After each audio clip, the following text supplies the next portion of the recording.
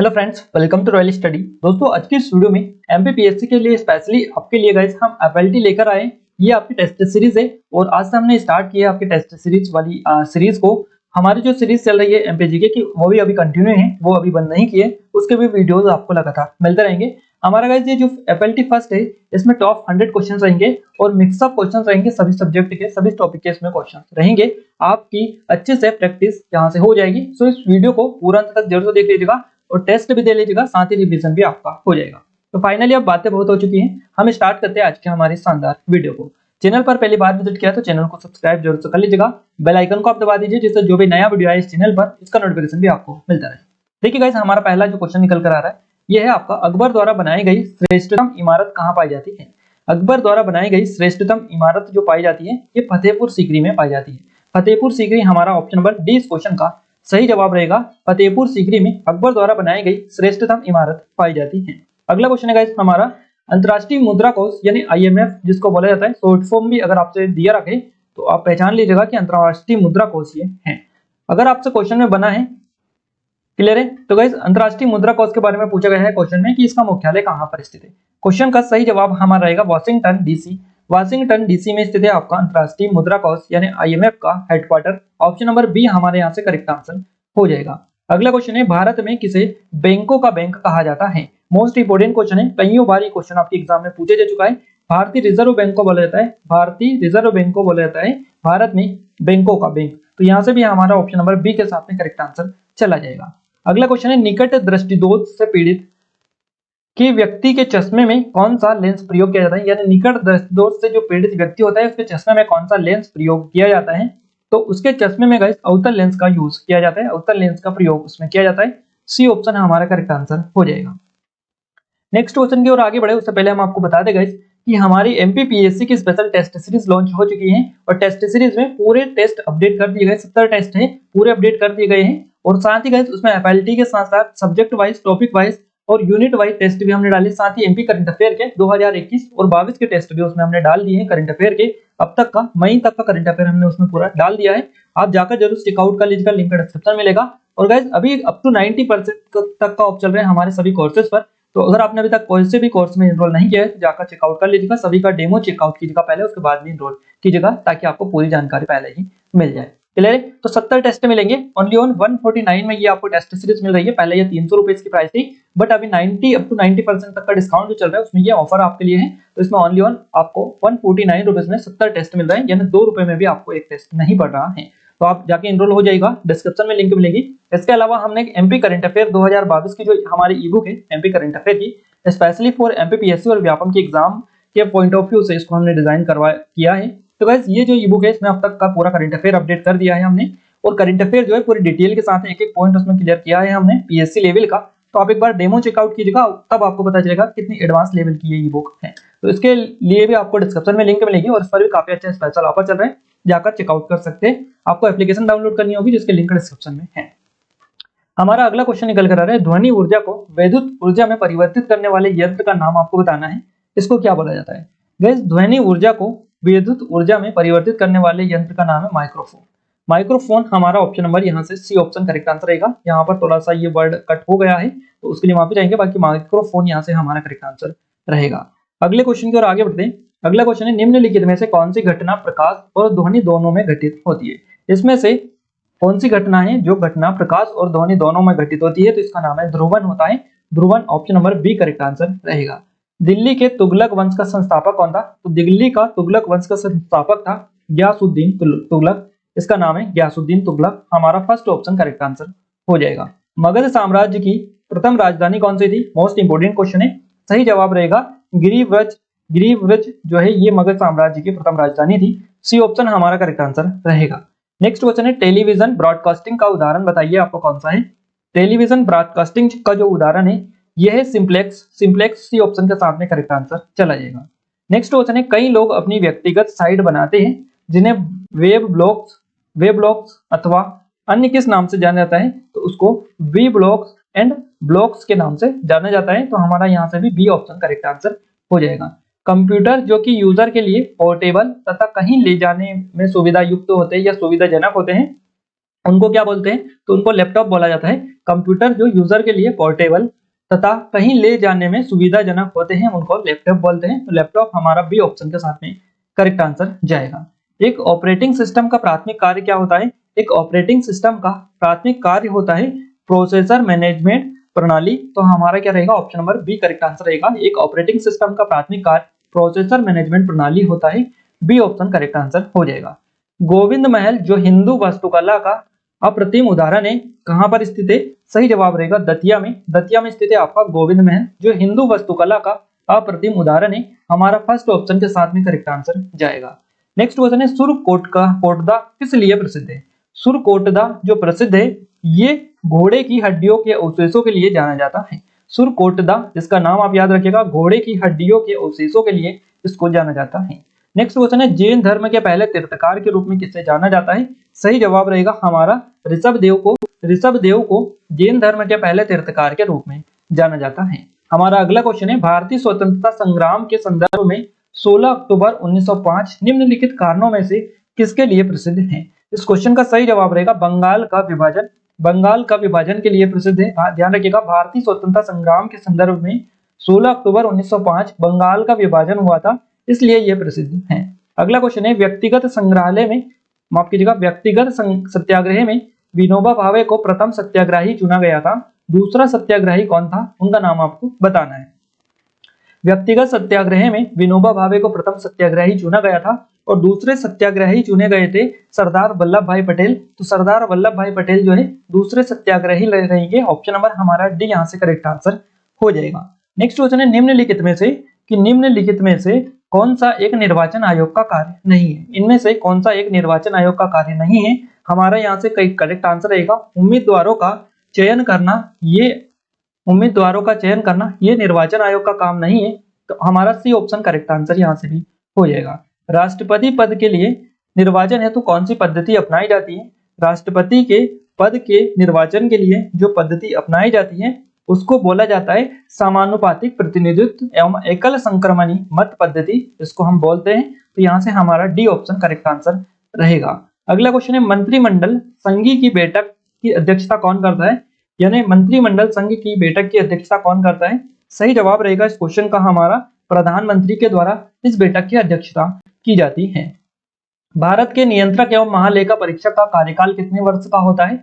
तो भारत के नियंत्रक एवं महालेखा परीक्षक का जो कार्यकाल होता है ये होता है 6 वर्ष या 65 वर्ष की जो भी आयु पहले होती है उस तक इनका कार्यकाल रहता है। भारत के नियंत्रक एवं महालेखा परीक्षक का 6 वर्ष या 65 वर्ष की आयु जो अभी पहले हो। तो सी ऑप्शन यहाँ से भी हमारा करेक्ट आंसर हो जाएगा। अगला क्वेश्चन है द्वितीय पंचवर्षीय योजना विकास के किस प्रारूप पर आधारित थी? द्वितीय पंचवर्षीय योजना विकास के प्रारूप पर आधारित थी। वो आपको प्रारूप बताना है कि किस प्रारूप पर आधारित थी। तो ये महानवोलिस जो प्रारूप है, महालनोबिस प्रारूप, इस पर आधारित थी द्वितीय पंचवर्षीय योजना। ऑप्शन नंबर सी यहाँ से भी करेक्ट आंसर हो जाएगा। विश्व बैंक के नवीनतम विकास प्रतिवेदन के अनुसार भारतीय अर्थव्यवस्था की स्थिति है किस प्रकार है? तो भारतीय अर्थव्यवस्था की स्थिति है 6वीं अर्थव्यवस्था है भारतीय अर्थव्यवस्था। ध्यान रखिएगा विश्व के नवीनतम विकास प्रतिवेदन के अनुसार भारतीय अर्थव्यवस्था 6ठी अर्थव्यवस्था है।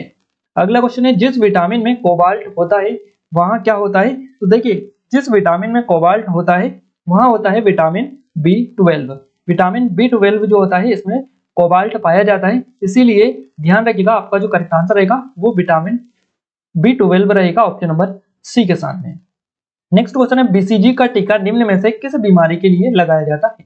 बीसीजी का टीका लगाया जाता है किसके लिए लगाया जाता है? ये लगाया जाता है टीबी के लिए, जक्षमा के लिए, टीबी की जो बीमारी होती है इसके लिए बीसीजी का टीका लगाया जाता है। क्या रहेगा हमारा ऑप्शन नंबर डी यहाँ से करेक्ट आंसर रहेगा। अगला क्वेश्चन है भारत ने राष्ट्रीय पोषण अभियान के लिए विश्व बैंक के साथ कितने मिलियन डॉलर के ऋण पत्र पर हस्ताक्षर किए हैं? तो भारत ने 200 मिलियन ऋण डॉलर के पत्र पर हस्ताक्षर किए हैं। भारत ने राष्ट्रीय पोषण अभियान के लिए किया है ये, तो किसके साथ में? तो विश्व बैंक के साथ में किया है 200 मिलियन डॉलर के ऋण पत्र पर हस्ताक्षर।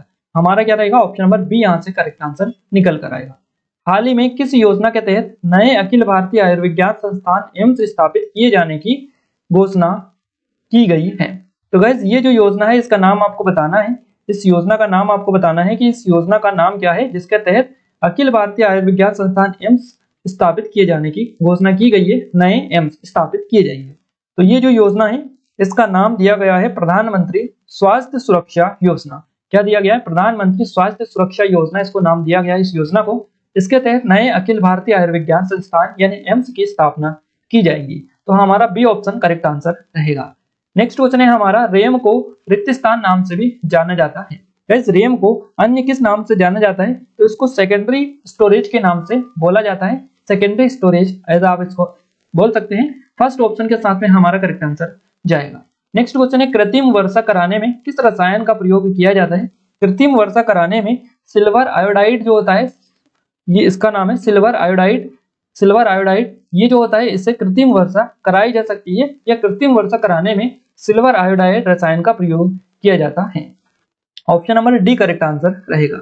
अगला क्वेश्चन है, मानव शरीर में लाल रक्त कण का निर्माण कहां पर होता है? आरबीसी की यहाँ पर बात की जा रही है, रेड ब्लड सेल्स की। आरबीसी का निर्माण मानव शरीर में कहां पर होता है? सही जवाब रहेगा इस क्वेश्चन का अस्थि मज्जा में। अस्थि मज्जा में, मानव शरीर के अस्थि मज्जा में लाल रक्त कण या कोशिकाओं का निर्माण होता है।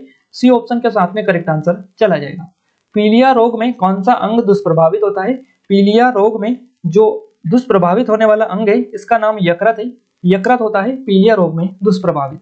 अगला क्वेश्चन है, केंद्र और राज्यों के बीच वैधानिक शक्तियों का बंटवारा किस अनुसूची में दिया हुआ है? तो ये जो दिया हुआ है ये दिया हुआ है 7वीं अनुसूची में। ध्यान रखिएगा, केंद्र और राज्यों के बीच वैधानिक शक्तियों का बंटवारा 7वीं अनुसूची में दिया गया है।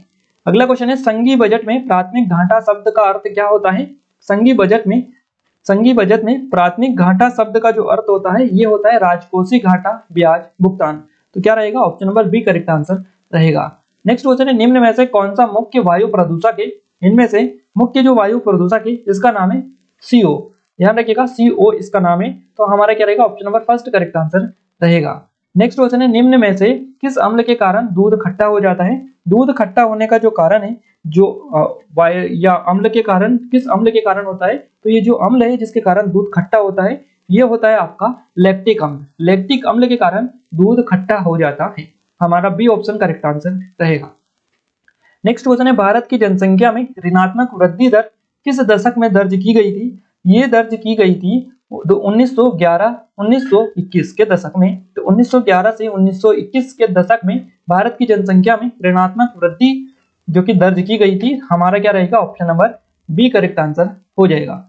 न्यूनतम स्त्री पुरुष अनुपात वाला भारतीय राज्य कौन सा है? तो न्यूनतम स्त्री पुरुष अनुपात वाला जो भारतीय राज्य है इसका नाम है हरियाणा। हरियाणा हमारा option number first correct answer रहेगा।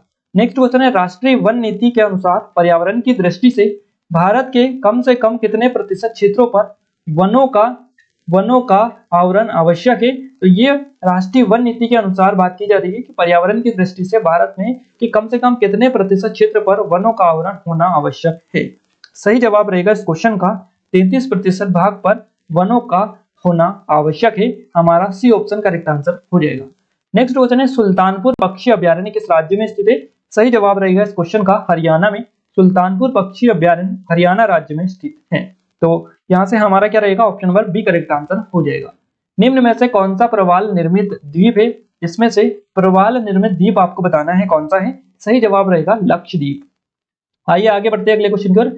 मध्य प्रदेश का सबसे छोटा राष्ट्रीय राजमार्ग कौन सा है? मध्य प्रदेश का सबसे छोटा राष्ट्रीय राजमार्ग है NH 339B न्यू। ये जो है मध्य प्रदेश का सबसे छोटा राष्ट्रीय राजमार्ग है। हमारा डी ऑप्शन के साथ में करेक्ट आंसर चला जाएगा। मध्य प्रदेश राज्य है। मध्य प्रदेश राज्य क्या है आपको बताना है। तो ये पूर्ण भू आवेष्टित राज्य है। ध्यान रखिएगा, पूर्ण भू आवेष्टित राज्य ये है। हमारा बी ऑप्शन के साथ में करेक्ट आंसर चला जाएगा। मध्य प्रदेश की 3 साहित्यकारों में से नीति काव्य का प्रवर्तक किसे माना जाता है? मध्य प्रदेश के 3 साहित्यकारों में से नीति काव्य के जो प्रवर्तक माने जाते हैं ये माने जाते हैं केशवदास। केशवदास फर्स्ट ऑप्शन के साथ में करेक्ट आंसर रहेगा। संत सिंगाजी मध्य प्रदेश के किस क्षेत्र में निवास करते थे, या इनका संबंध किस क्षेत्र से है? मध्य प्रदेश के संत सिंगाजी का। सही जवाब रहेगा इस क्वेश्चन का निमाड़। निमाड़ हमारा option number D correct answer रहेगा। संत सिंगाजी मध्य प्रदेश के निमाड़ क्षेत्र में निवास थे। अगला क्वेश्चन है, मध्य प्रदेश में ग्लोबल इन्वेस्टर्स समिट 2019 का आयोजन कहां पर हुआ था? कहां पर हुआ?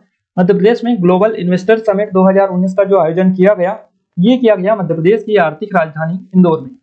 नेक्स्ट क्वेश्चन है, भारत का 40% सड़क परिवहन होता है। तो ये किसके थ्रू होता है? ये होता है राष्ट्रीय राजमार्ग से। राष्ट्रीय राजमार्ग हमारा नेशनल हाईवे यानी एनएच से होता है ये भारत का 40% सड़क परिवहन।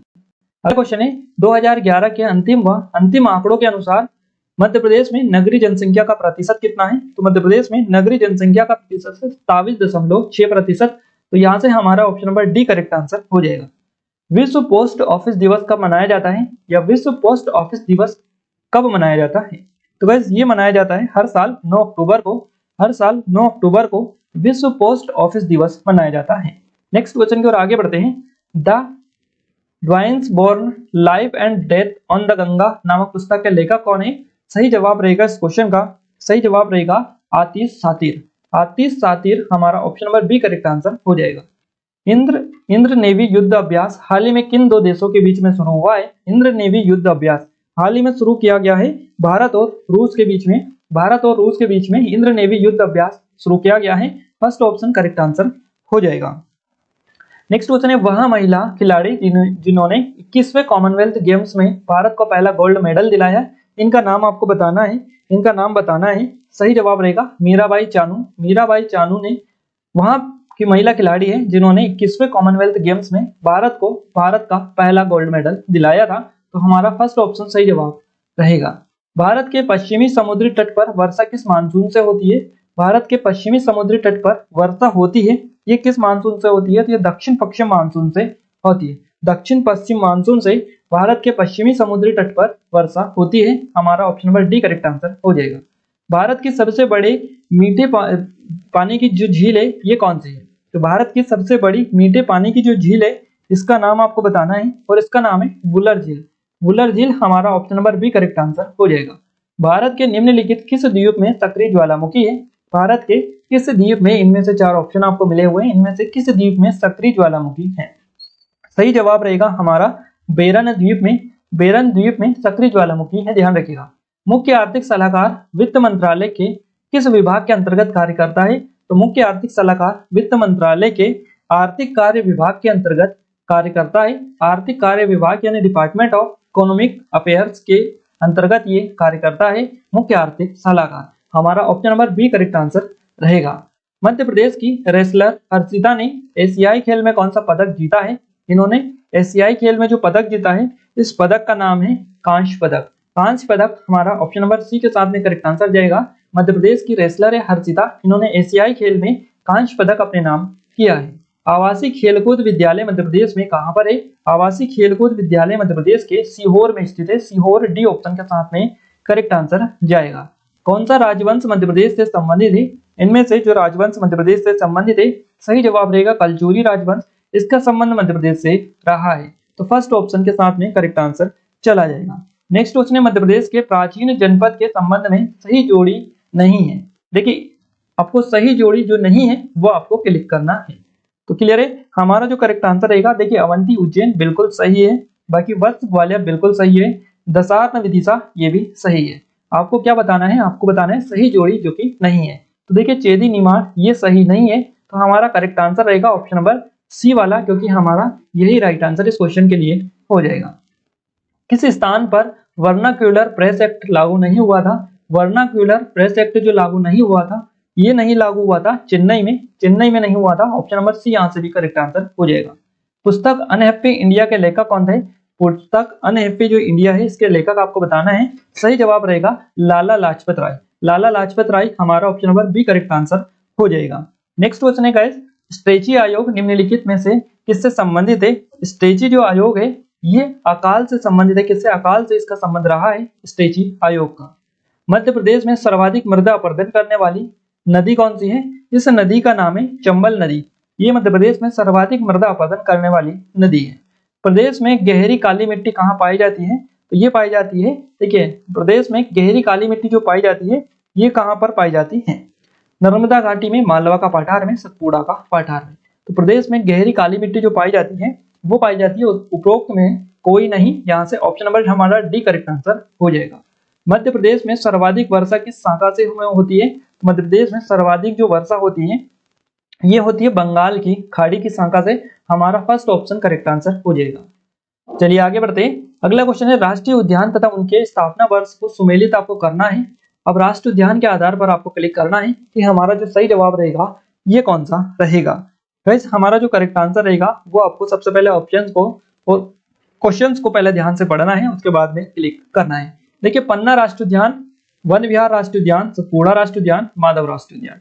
तो पन्ना राष्ट्रीय उद्यान हमारा क्या रहेगा, देखिए उस हिसाब से ही आपको क्लिक करना है। ये इधर आने वाले थे, सही जोड़ी की फॉर्मेट में आने वाले थे, बट मिस प्रिंट ये हो चुका है, तो हम थोड़ा सा यहाँ पर क्लिक कर लेते हैं पहले इसको।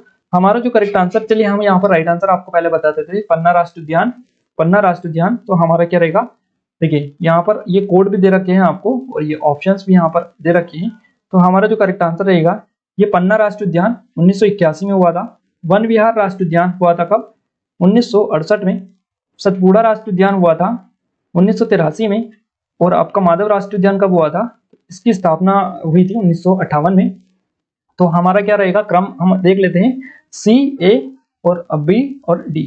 तो सी, ए, बी, डी हमारा ऑप्शन नंबर फर्स्ट यहाँ से करेक्ट आंसर रहेगा। Option number first correct answer हमारा हो जाएगा। याद रखिएगा, थोड़ा सा मिसप्रिंट था इसलिए थोड़ी सी दिक्कत आ रही है समझ लीजिए।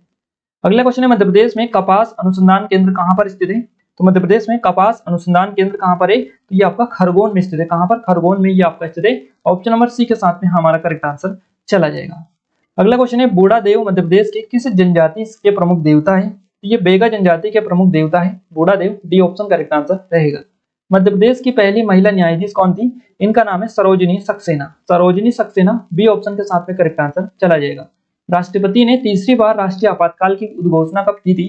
तीसरी बार इन्होंने जो उद्घोषणा की थी राष्ट्रीय आपातकाल की, ये कब की थी, ये आपको बताना है। तो यहाँ से हमारा सही जवाब रहेगा 25 जून को 1975 में। 25 जून 1975 सी ऑप्शन के साथ में करेक्ट आंसर हो जाएगा। नेक्स्ट क्वेश्चन है गाइस हमारा, पंचायती राज का प्रधान लक्ष्य क्या है। पंचायती राज का प्रधान लक्ष्य है ग्रामवासियों में शक्ति का विकेंद्रीकरण करना। सी ऑप्शन यहाँ से करेक्ट हो जाएगा। वर्तमान में लोकसभा सदस्यों की प्रभावी संख्या कितनी है। वर्तमान में लोकसभा सदस्यों की प्रभावी संख्या कितनी है, सही जवाब रहेगा 545। 545 हमारा बी ऑप्शन करेक्ट हो जाएगा। निम्नलिखित में से किस अर्थशास्त्री को हाल ही में रिजर्व बैंक ऑफ इंडिया के केंद्रीय बोर्ड में शामिल किया गया है। इनका नाम है एस गुरुमूर्ति। इनको अभी हाल ही में रिजर्व बैंक ऑफ इंडिया के केंद्रीय बोर्ड में शामिल कर लिया गया है। वायरस कैसे फैलता है, मोस्ट इंपोर्टेंट क्वेश्चन है। वायरस फैलता है संक्रमित प्रोग्रामों और फाइलों को डाउनलोड करने पर। तो संक्रमित प्रोग्राम और फाइलों को डाउनलोड करने पर वायरस फैलता है। अब ये वायरस जो होता है ये आपका ऐसे हमसे जो बात की रही क्वेश्चन जो आया है ये आपका कंप्यूटर से आया निकल कर आ रहा है, तो ध्यान रखिएगा, थोड़ा सा आपको समझने वाला। बाकी कुछ जो है साइंस से भी इस तरह के क्वेश्चन बनते हैं। कंप्यूटर निम्नलिखित में से किस में से कौन सा कार्य नहीं कर सकता है। इसमें से कंप्यूटर जो कार्य नहीं कर सकता है, इसमें से अंडरस्टैंडिंग का जो कार्य होता है ये कंप्यूटर नहीं कर सकता है। अगला क्वेश्चन है, बैंकिंग लेनदेन में ईसीएस का अर्थ क्या होता है। बैंकिंग लेनदेन में ईसीएस का जो अर्थ होता है ये होता है electronic clearing service. Electronic clearing service इस क्वेश्चन का ऑप्शन नंबर डी हमारा करेक्ट आंसर रहेगा। केंद्रीय रक्षा मंत्री राजनाथ सिंह ने 2 पुस्तकों द रिपब्लिकन एथिक वॉल्यूम 3 और लोकतंत्र के स्व का अनावरण किया है। तो ये पुस्तकों जो है इनका संग्रह है, आपको बताना है कि इन पुस्तकों का संग्रह क्या है। तो सही जवाब इस क्वेश्चन का हमारा रहेगा राष्ट्रपति के भाषण। राष्ट्रपति के भाषण इसका संग्रह है, तो हमारा फर्स्ट ऑप्शन सही जवाब हो जाएगा। वतन लाइफ टाइम अचीवमेंट पुरस्कार से किसे सम्मानित किया गया है। लाइफ टाइम अचीवमेंट पुरस्कार से जो सम्मानित किए गए हैं इनका नाम आपको बताना है। सही जवाब रहेगा Rajnath Singh. Rajnath Singh option number C के साथ में करेक्ट आंसर हो जाएगा। रुपे कार्ड चरण 2 आज पीएम मोदी द्वारा निम्न में से किस देश में शुरू किया गया है। गाइस रुपे कार्ड चरण 2 जो शुरू किया गया है पीएम मोदी के द्वारा, ये किस देश में शुरू किया गया है। इस क्वेश्चन का सही जवाब हमारा रहेगा भूटान में। भूटान ऑप्शन नंबर बी के साथ में करेक्ट आंसर हो जाएगा। हाल ही में जीएसटी भवन का उद्घाटन केंद्रीय अप्रत्यक्ष कर और सीमा शुल्क बोर्ड सीबीआईसी के अध्यक्ष ने कहां पर किया है। जीएसटी भवन का उद्घाटन किसके द्वारा किया गया है, तो इनके द्वारा किया गया है। और कहां पर इन्होंने किया है, तो इनके द्वारा किया गया है ये पंचकुला में। पंचकुला हमारा बी ऑप्शन करेक्ट आंसर हो जाएगा। नेक्स्ट क्वेश्चन है, मेघालय एकीकृत परिवहन परियोजना के कार्यान्वयन के लिए भारत सरकार और किसके बीच में $120 मिलियन जो ऋण समझौता है इस पर हस्ताक्षर किए गए हैं। तो इस पर हस्ताक्षर जो किए गए हैं ये भारत सरकार और किसके बीच में हुआ है, तो भारत सरकार और विश्व बैंक के बीच में हुआ है $120 मिलियन का ऋण समझौता मेघालय एकीकृत परिवहन योजना के कार्यान्वयन के लिए। अगला क्वेश्चन है, निम्नलिखित में से किस सरकार के विभाग ने छठ पूजा पर मेरी मोहर पहल शुरू की है। छठ पूजा पर मेरी मोहर शुरू जो की है ये किस राज्य सरकार के द्वारा और किस सरकार के विभाग के द्वारा शुरू की गई है। तो हमारा जो करेक्ट आंसर रहेगा गाइस इस क्वेश्चन का ये रहेगा डाक विभाग के द्वारा। डाक विभाग हमारा बी ऑप्शन करेक्ट आंसर रहेगा। अंतर्राष्ट्रीय क्रिकेट परिषद यानी आईसीसी ने हाल ही में महिलाओं के T20 विश्व कप 2022 को स्थगित कर दिया है। तो स्थगित कर दिया है ये आपको बताना है कि तो यहाँ पर किस को स्थगित किया है, इस तरह से क्वेश्चन है आपका। हमारा जो करेक्ट आंसर रहेगा ये रहेगा फरवरी 2023। फरवरी 2023 में ये अब किए जाएंगे, ध्यान रखिएगा, या होने वाले थे। तो इस तरह का क्वेश्चन है ये आपका ऑप्शन नंबर बी हमारा करेक्ट आंसर हो जाएगा। नेक्स्ट क्वेश्चन है 12वीं काउंटर टेररिज्म डायलॉग वास्तव में 19 नवंबर 2020 को निम्नलिखित में से किसके बीच में आयोजित की गई थी। ये आयोजित की गई थी भारत और यूरोपीय संघ के बीच में। निम्नलिखित में से कौन सा देश 21 और 22 नवंबर को 15वें G20 लीडर समिट की अध्यक्षता करेगा। इसमें से जो की है ये किस देश ने की है, तो ये सऊदी अरब ने की है। भारत थाईलैंड समन्वित पेट्रोल के रिक्त स्थान वर्ष में शुरू किया गया था। ये शुरू किया गया था किस वर्ष, 2005 को। ध्यान रखिएगा, भारत थाईलैंड समन्वित पेट्रोल के 2005 वर्ष में शुरू किया गया था। हमारे भविष्य में निवेश करने का मतलब है हमारे बच्चों में निवेश करना। 2020 के किस दिन का विषय ये था, तो ये जो विषय था ये था विश्व बच्चे दिवस का विषय ये रखा गया था। विश्व टेलीविजन दिवस कब मनाया जाता है। विश्व टेलीविजन दिवस मनाया जाता है हर साल 21 नवंबर को। नेक्स्ट क्वेश्चन है 21 नवंबर को निम्नलिखित में से किस दिन के रूप में मनाया जाता है। सही जवाब रहेगा विश्व मत्स्य दिवस भी 21 नवंबर को ही मनाया जाता है। नेक्स्ट क्वेश्चन है 2002 में रिक्त स्थान द्वारा विश्व दर्शन दिवस की शुरुआत की गई थी। विश्व दर्शन दिवस की शुरुआत यूनेस्को के द्वारा की गई थी 2002 में। अगला क्वेश्चन है गाइस हमारा इलेक्ट्रॉनिक्स और सूचना प्रौद्योगिकी मंत्रालय द्वारा निम्नलिखित में से कौन सा ऐप बैक एंड कोड जारी किया गया है। तो ये जो ऐप जारी किया गया है इसका नाम इन्होंने रखा है आरोग्य सेतु ऐप। हमारा option number first correct answer रहेगा। निम्नलिखित में से किस देश को ग्रीन क्लाइमेट फंड से 256 मिलियन अमेरिकी डॉलर प्राप्त हुए हैं। ये प्राप्त हुए हैं किस देश को, तो ये बांग्लादेश को प्राप्त हुए हैं। बांग्लादेश हमारा option number D correct answer हो जाएगा। नेक्स्ट क्वेश्चन है हाल ही में ऊर्जा कंपनियों के साथ SATAT यानी सतत पहल के तहत 900 संपीड़ित बायोगैस संयंत्र स्थापित करने के लिए समझौते ज्ञापन पर हस्ताक्षर किए गए हैं। तो ये सतत जो है ये किस वर्ष शुरू किया गया है। सतत जो शुरू किया गया है ये शुरू किया गया है 2018 में। ऑप्शन नंबर बी हमारा करेक्ट आंसर रहेगा। नेक्स्ट क्वेश्चन है महानदी बेसिन और आसपास के क्षेत्रों में उड़ीसा के 8 जिलों में से कौन से PSU 5 जिले भूकंपी सर्वेक्षण करेंगे। तो भूकंपी सर्वेक्षण जो करेंगे ये महानदी बेसिन और आसपास के क्षेत्रों में उड़ीसा के 8 जिलों में से कौन सा जो है PSU करेगा। इसमें से ऑयल इंडिया लिमिटेड हमारा जो है करेक्ट आंसर रहेगा ऑप्शन नंबर फर्स्ट वाला। एनसीसी ने 22 नवंबर को अपना रिक्त स्थान व स्थापना दिवस मनाया है। तो एनसीसी के द्वारा 72वां अपना स्थापना दिवस मनाया गया है 22 नवंबर को। नेक्स्ट क्वेश्चन है निम्नलिखित में से कौन सा कथन उमंग के बारे में सही नहीं है। उमंग के बारे में जो सही कथन नहीं है ये है आपका कि उमंग ऐप 2014 में प्रधानमंत्री नरेंद्र मोदी द्वारा शुरू किया गया था। ये कथन सही नहीं है, बाकी हाल ही में इसकी 3री वर्षगांठ मनाई गई। उमंग का अंतरराष्ट्रीय संस्करण लॉन्च किया गया। यह उमंग का मुख्य उद्देश्य नागरिकों को सरल सहजता के प्रमुख सहकारी सेवाएं प्रदान करना है। ये सभी सही है, बाकी ये गलत है आपका ऑप्शन नंबर सी वाला। तो हमारा जो करेक्ट आंसर रहेगा इस क्वेश्चन के लिए ये ऑप्शन नंबर सी ही रहेगा। India international cherry blossom festival को निम्नलिखित में से किस राज्य के द्वारा आयोजित किया जाता है। इसको आयोजित किया जाता है मेघालय राज्य के द्वारा। नेक्स्ट क्वेश्चन है हमारा निम्नलिखित में से कौन सा देश 2022 में G20 शिखर सम्मेलन की मेजबानी करेगा। इसमें से जो देश मेजबानी करेगा इस देश का नाम है इंडोनेशिया। इंडोनेशिया हमारा बी ऑप्शन करेक्ट आंसर हो जाएगा। हाल ही में उत्तर पश्चिम पाकिस्तान में खोजे गए हिंदू मंदिर स्थल पर निम्नलिखित में से कौन खोजा नहीं गया है। इनमें से कौन सा नहीं खोजा गया है ये आपको क्लिक करना है। तो महिलाओं के गहने इसमें नहीं खोजे गए, बाकी छावनी के निशान, प्रहरी दुर्ग के निशान, पानी की टंकी ये सभी इसमें खोजे गए हैं। महिलाओं के गहने इसमें नहीं खोजे गए हैं। तो हमारा ऑप्शन नंबर डी यहाँ से करेक्ट आंसर हो जाएगा। अगला क्वेश्चन है, मशरूम की एक नई प्रकाश उत्सर्जक किस्म है, इसकी स्थिति में पाई जाती है, तो ये भारत के किस राज्य में पाई जाती है, बेसिकली ये आपको बताना है। तो गाइस मशरूम की एक नई प्रकाश उत्सर्जक किस्म है जो कि भारत के मेघालय में, जो यहाँ है मेघालय, यहाँ पर पाई जाती है। तो हमारा ऑप्शन नंबर फर्स्ट यहाँ से करेक्ट आंसर हो जाएगा। गाइस यहाँ पर हम टॉप 100 जो क्वेश्चन है ये आपको कवर करवा चुके हैं। एफएलटी हमारा फर्स्ट ये था। आपको कैसा लगा ये आप हमें कमेंट में जरूर से बताइएगा। अगर आपको अच्छे क्वेश्चनों का कलेक्शन लगा है तो आप हमें कमेंट में जरूर से बता दीजिएगा, ताकि हम इसको कंटिन्यू रखें आपके एग्जाम तक और सुपर फास्ट तरीके से हम कवर करते चले। अगर आप चाहते हैं कि इसका थोड़ा सा ना बताकर पूरा कंप्लीटली डिटेल में बताएं, तो वो भी हम बता सकते हैं आपको। तो आप उसके लिए भी आप हमें कमेंट कर दीजिएगा। बाकी हम बताना चाहेंगे टाइम बहुत कम है, आप सुपर फास्ट तरीके से रिवीजन कर सकते हैं, टेस्ट दे सकते हैं, तो इसके लिए यही बेस्ट रहेगा। अगर हम आपको डिटेल बताने लगेंगे तो करीबन 1 घंटे का यह वीडियो हो जाएगा 100 क्वेश्चन का, तो उससे आपका टाइम भी ज्यादा लगेगा और अच्छे से रिवीजन भी नहीं कर पाएंगे। तो ये सीरीज हम रखने की प्लानिंग कर रहे हैं। आप भी बता दीजिएगा कि आप कौन सी सीरीज रखवाना चाहते हैं, एफएलटी वाली, सुपर फास्ट या डिटेल्ड वाली। क्लियर है? बाकी एमपीजीके का भी हमारा कंटिन्यू है, अभी आगे भी वीडियो आपको एमपीजीके के और मिलते रहेंगे, ताकि आपकी अच्छे से प्रैक्टिस और भी हो जाए। अगर आप किसी और टॉपिक पे भी वीडियो चाहते हैं तो उसके लिए भी आप हमें कमेंट कर सकते हैं। एप्लीकेशन को डाउनलोड नहीं किए कर लीजिएगा, चैनल को सब्सक्राइब जरूर कर लीजिएगा, बेल आइकन को आप दबा दीजिए, जिससे जो भी नया वीडियो है इस चैनल पर उसका नोटिफिकेशन भी आपको मिलता रहे। आज के इस वीडियो में बस इतना ही गाइस, मिलते हैं हमारे एक नेक्स्ट वीडियो के साथ। तब तक के लिए जय हिंद, वंदे मातरम।